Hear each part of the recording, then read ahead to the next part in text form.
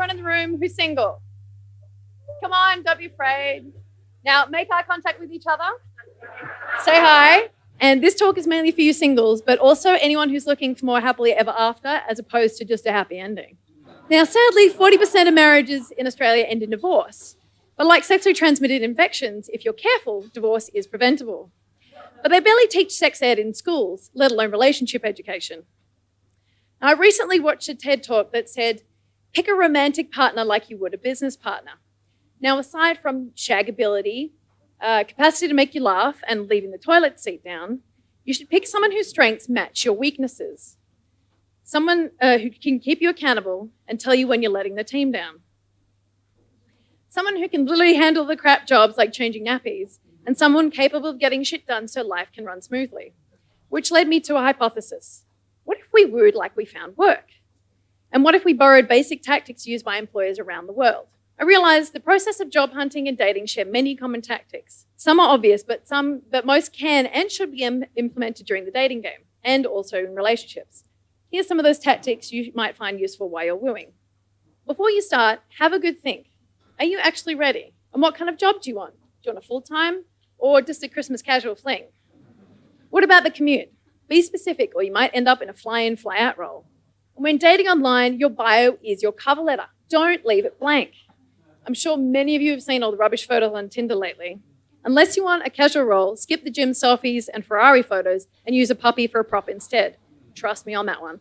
Now, most interviews are conducted during the day over coffee. This avoids the allure of alcohol and evenings. Coffee is brief enough so you don't have to suffer long if it sucks. And if they smash more than 2 coffees in a row, you know they're a psychopath early on.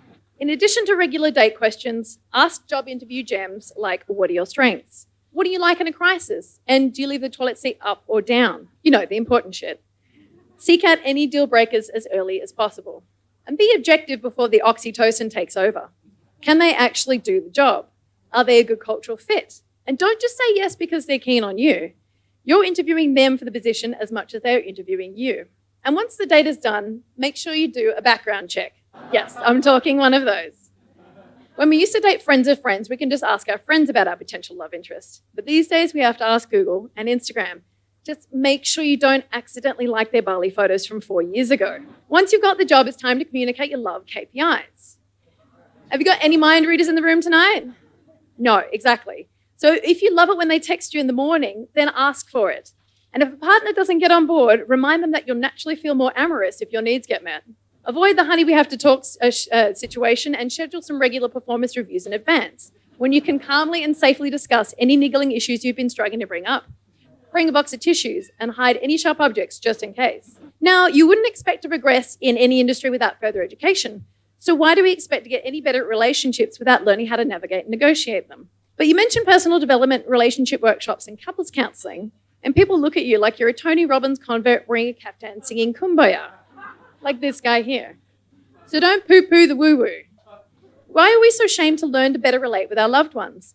I'd rather pay for preventative measures now than a divorce later on. And if life is starting to drive you a little bit crazy, make sure you take your annual and sick leave. You need to look after yourself so you can look after your loved ones better.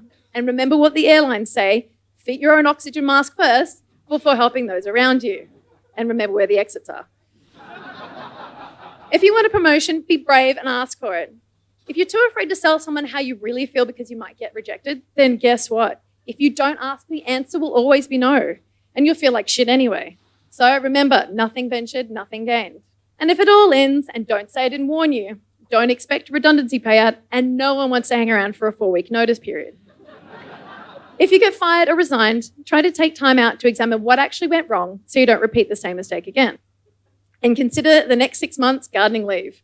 Don't talk smack about your ex, don't talk to their friends, and do not get back on the apps. Technically, they could call you back to finish the job, but in the dating world, it's best to ignore that rule. So if my hypothesis resonates with you, here are some resources I found in my journey from woo-woo to wooing better. And take a chance. And remember that single person you locked eyes with before the start of my talk? Go and say hi to them during the break. And remember, nothing ventured, nothing gained.